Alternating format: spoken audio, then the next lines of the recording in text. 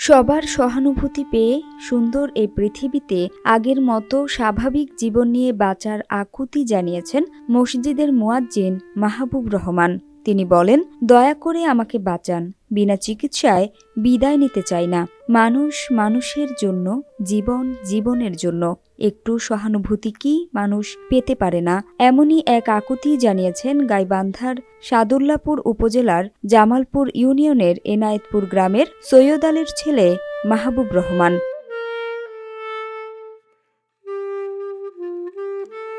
হতদরিদ্র পরিবারে জন্ম নেয়া মাহবুব রহমান বড় জামালপুর শাহী জামে মসজিদের মুয়াজ্জিন। এ পেশাতে ভালোই চলছিল তার সংসার জীবন। ইসলামের আদর্শে সুন্দর এ সুখের মধ্যে হঠাৎ নেমে আসে দুঃখের কালো ছায়া।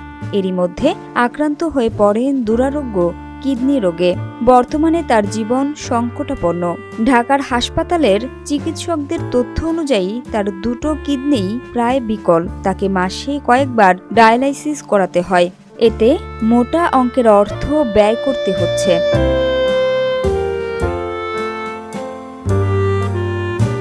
রোগাক্রান্ত মাহবুব রহমান কান্নাজড়িত কণ্ঠে বলেন, ঋণ করে কিডনির এই ব্যয়বহুল চিকিৎসা চালাতে গিয়ে আমি এখন সর্বশান্ত।